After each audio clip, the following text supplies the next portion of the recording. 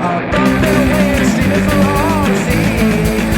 El Cachorro, El Cachorro.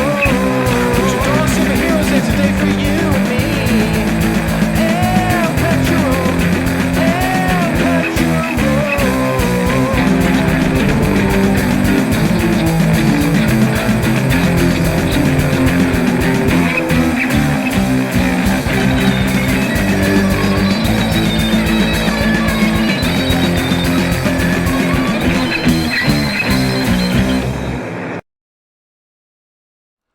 What's up, El Cachorrites? Welcome to another El Cachorro video.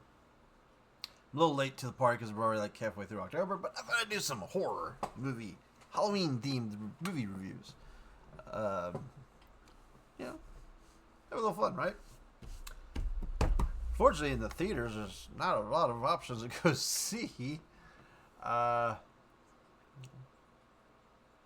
I don't know if there's anything really horror, I guess. The Speak No Evil, but that's now about the Rent and stuff like that. And didn't get the chance to see that, but like nothing really has opened up. Really, I know Venom 3 is coming out soon. Joker just came out. Trying not to review that because I don't think it looks. I never watched the first one anyways, but this one don't look good either, and it's not done well at all. So thought, well, let's go hit some streaming services up and find some stuff to review. And granted, the first thing I got is not a new movie. It's one that's been on my Netflix watch list for a while. I think it's from where's there stuff about it? 2022. I don't want to watch a vampire movie, so we're going to review. Try this out with the new setup here and see how this works. Boom.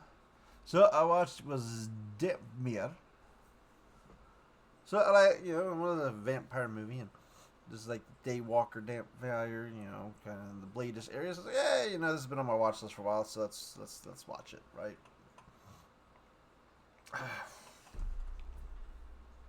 Apparently it is foreign, made in, I don't know where it was made. Italy, maybe? If I look at the wiki. It's Italian. It's based off an Italian comic book, which I did not know going in. So not sure who made it, but I guess they either dubbed it or there's an American version of it because mine was not subtitled. Like I said, I found out after doing some research on the movie that it's, I guess, subtitled. Salem Deadmere is a half human, half vampire, a daywalker, kind of like Blade.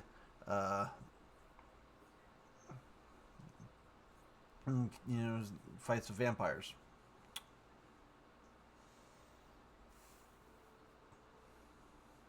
Movie I'm very kind of mixed on. I guess we could cover some stuff. It was directed by Riccardo Cimello. Never heard of him. Sorry. Writers were Mauro Basella. So some Italian people. I'm not familiar with these people at all, so I can't really say. I mean, we can see, has this director done anything that we may know him for? Nope. This was it. So the cast, as Wade Briggs is our lead character. He's kind of got that face where he looks kind of familiar, but when you look at him and check him out, he not really stupid ads. I believe this was a good show. I've never really watched it. His Dark Materials. So not really a note there. Stuart Martin. It was from, I guess he played the male. I think it's the male lead in. Yeah, it looks like. Now look at his picture. It looks familiar. Was the male lead in the Rebel Moons?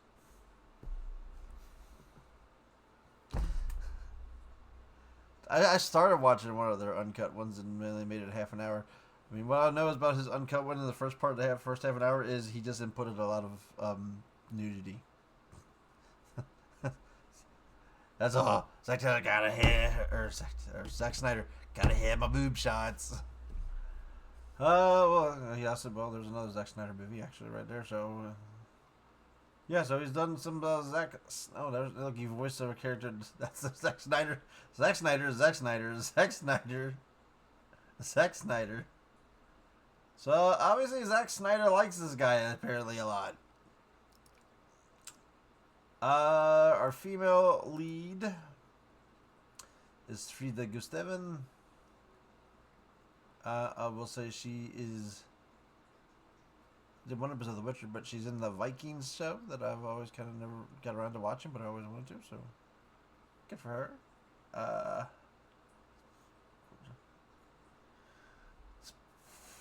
And the one thing I didn't realize was David Morrissey, the governor from The Walking Dead, was in this. I didn't actually even realize it was him. We talk about these two characters in a minute here because they get very hard to get very confusing. For at least I after you're confused on them for a minute there. And yeah, that's pretty much the basics of the cast. So ID rating is 5.4, which I'm not gonna lie, is I might be higher than what I'm gonna give it here. The acting's not super. The plot does drag in spots. The movie can be a little confusing. There's some okay action scenes that will pop up.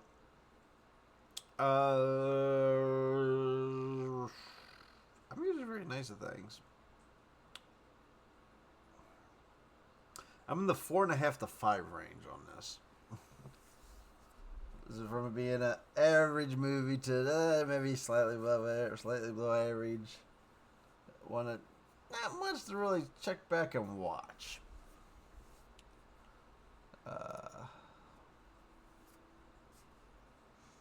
So yeah, we're hanging in that 4.5, 5. Well, you can stream it on Netflix or buy it on Prime Video, huh? Okay. Fun. Okay, so there's some very confusing elements in the story, which we'll go back to the wiki. Actually, that's do we have a link to the movie version so I can follow it? So it's based on this big comic book, and it's like a whole. It's supposedly with this movie they were wanting to turn into a cinematic universe, because everybody wants a cinematic universe these days, right?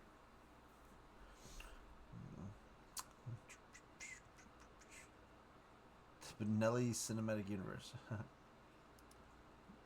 Let's go maybe. Yeah, we'll just go for memory for them, which is what I can kind of remember. So we open up, there's a childbirth. We're in the spoiler territory, but yeah. There's like a childbirth thing happening, and these people are trying to help this woman out, witch, and then we have this dark figure, it's nighttime, this dark figure riding a horse trying to get to him. And apparently some of the women are with the woman giving childbirth, I guess are witches? And they like throw out some magic shield. It's like we get like all Marvel Scarlet Witchy kind of stuff here. So they throw out some blue energy powers to keep this writer, who then can shoot out red energy from getting to them with the baby, because he's trying to get to the baby, and it's his child apparently, and he's a vampire, and it's a half vampire, so he's I guess trying to get there to kill it because it's dangerous. And the witch is blocking from it, and they're like, "Give me my child, because we will raise him, and he will make his own decision." Then we cut. Now this looks. Now first off, he's riding a horse, and like, for some reason I'm watching this scene, and this feels like 1800s kind of man. It feels very old timey here. Then we cut.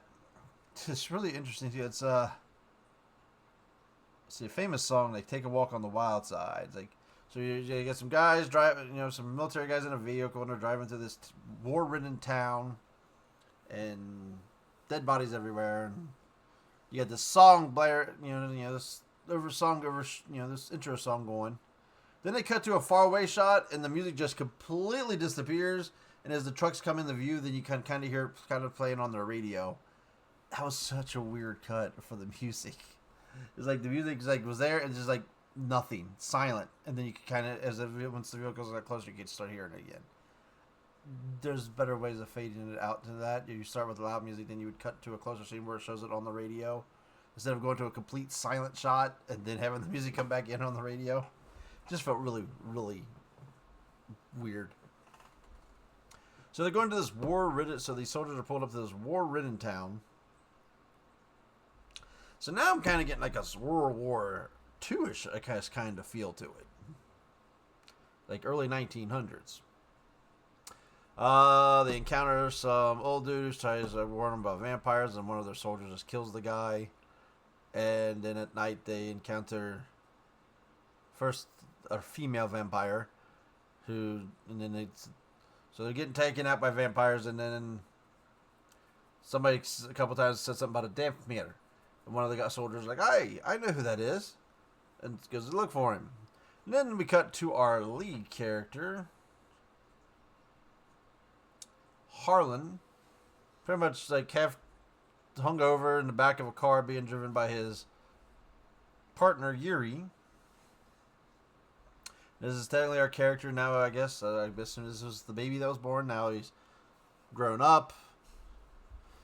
And he's going from town to town, claiming to be a Dampmere, and doing this scam where he's like ridding them of ghosts and evil spirits and like people that think they're, someone might be they may have a vampire issue, or like dig up someone who died and like stake them or something like that.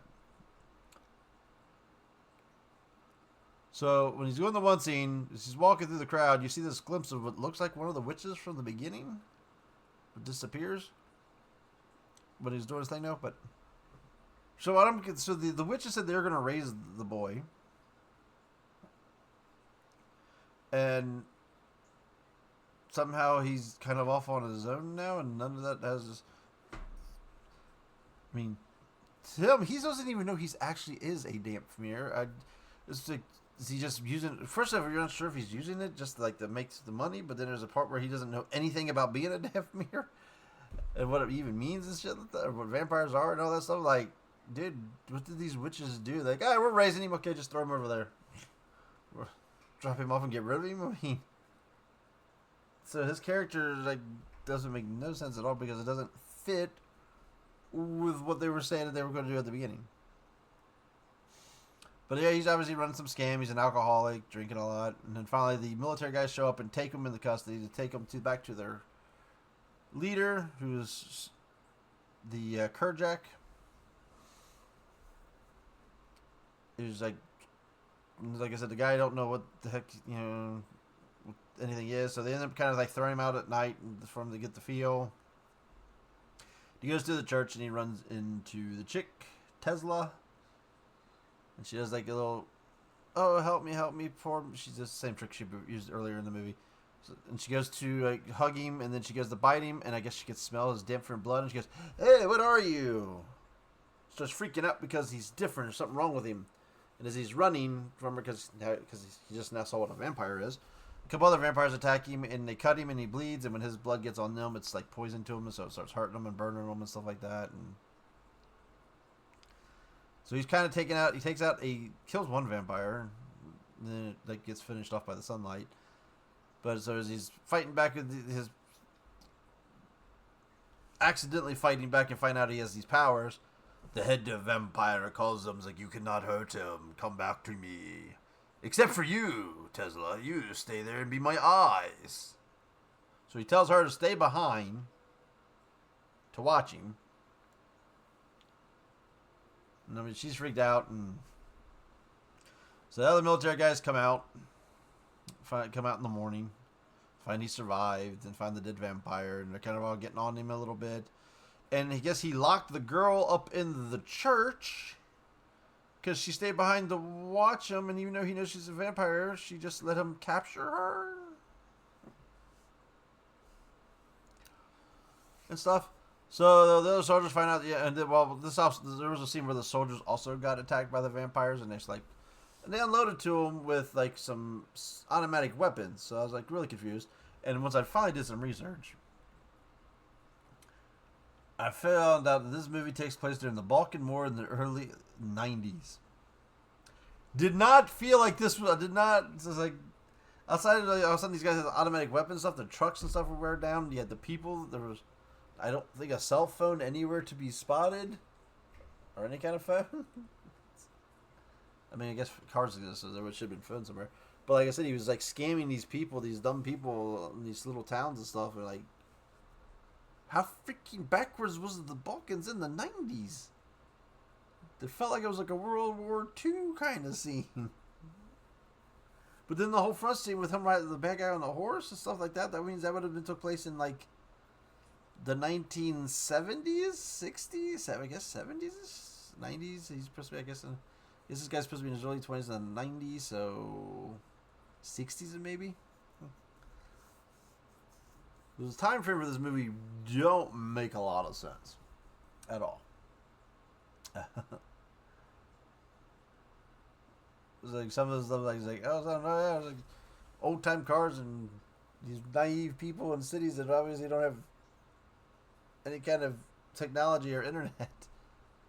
To guys with AK-47s. But that's just, so. Then the other soldiers freak out. They revolt on their leader, and they like say, "Hey, you can stay and fight the leave you here for the vampires. We're taking off." And the dude now they realize that he's a vampire hunter. That he is actually the vampire, or he is the actual thing. He tells them make his, I guess, supposedly underage partner like who wants to stay with him. He's like, "No, you got to go. You can't stick around. There's so much I got to figure out about myself here." So he's kind of forced to leave with them too. So then we got these three, and then they board them all. They trap them all in the same church with the female vampire chick. So they wanted to shoot her, but it's like, hey, we need her for answers and stuff like that. Because the dude's already defending her and stuff like that. Yeah, get it. She's a hottie vampire, but so they live them all together, and as they're taking off, then they run into like the big evil head vampire, who takes them all, including his buddy, and takes them all hostage. Then the other three back in the church have decided to work together because supposedly the chick who was told to stay and be the dude's eyes now wants to revolt against her vampire master. It's like, wait, what? Because she wants to be free, and if they take him out, then she can turn back into a human or something like that. Which I don't think that's how vampires work. I mean, like the thing that was like them or werewolves was, if you kill the person that turns them before you like would do your first kill or something like that, then you get reverted back. But this chick has clearly killed people, so I don't know. That's got different rules for how you get turned back into human. So they have this. So, and then the dude has the vision of the evil vampire like taking his buddy, his little sidekick hostage and stuff like that, and so they're making this decision to like go after everybody, and I guess they find out that he can use his blood as a weapon. Oh, I had to watch, it took me a couple times to watch this movie. I'd put it on at night and fall asleep. It was a lot of times to it, so I finally like, all right, I'm making it through it this time. So they go somewhere, I don't know where. It's just like, and then they get ambushed and attacked by a bunch of them. And the evil, bad, super bad vampire starts controlling the chick, and she kind of shoots our hero in like the abdomen before she flees. They hear she wants to be good, but he's controlling her, doing all this stuff and that. So Kerjak nurses Harlem back to health. He just guess he's got super healing too because he heals pretty quickly. But meanwhile, he took some more of his bullet. Well, since he was bleeding out, he took some more of his blood to like put bullets in it, so they'd have some vampire killing bullets. And they decide they have to go find the main guy and take him out. Because he was seeing it with a chick. She rescues a female from a bunch of vampires. And then the head guy shows up and she tries to take him on, and he overpowers her easily. And captures her. Then our people get to like the main spot, and I'm very foggy on this because maybe I wasn't paying close enough attention. Some kind of So the battle breaks out, and I guess the head vampire guy shows up, and he takes out the two dudes. And then we cut to a scene where the human dude and the vampire chick are like strung up and they're hanging. And then one of his old second command that turned on him is now a vampire. And he's torturing her with like a blowtorch kind of thing, the vampire chick. And then when he goes over to attack the other guy, she's able to break free and breaks him free, and they're able to turn the tables on him and free themselves. And then I guess the head vampire guy took the Daphne to his lair, I guess that was what it was. And starts like torturing him. The whole time of this movie, I was thinking that this was the vampire from the beginning and it was his father. So that's what my thought was in the whole movie. I didn't, but if we're going to find out, I was wrong. So he's trying to do all those things, so he does some speech, blah blah blah, boring speeches.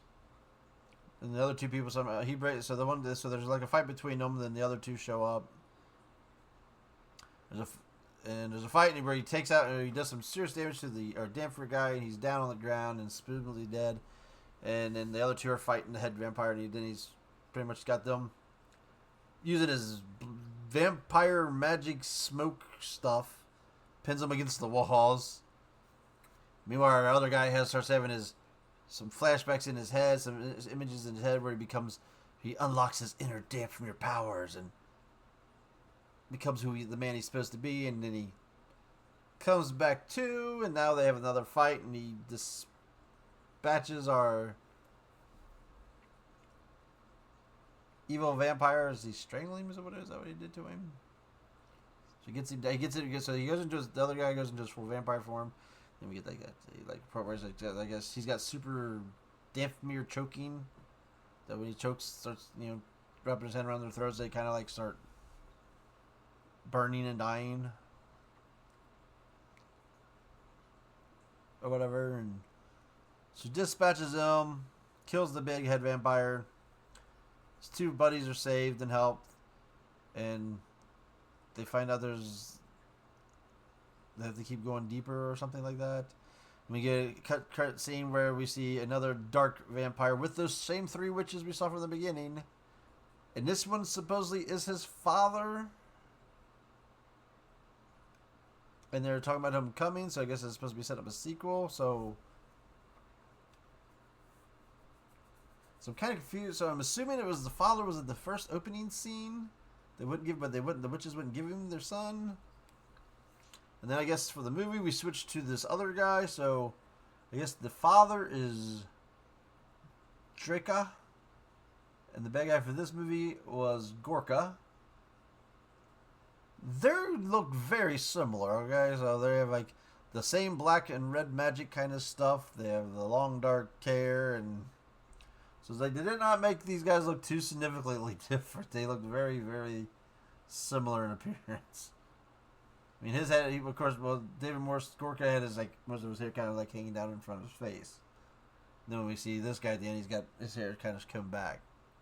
So I was like, I guess because he had the hair down mostly that would hang in front of his face a little bit, so kind of made me thought it was the same guy. But apparently not. But now apparently the witches are with this character when they were keeping the kid from him.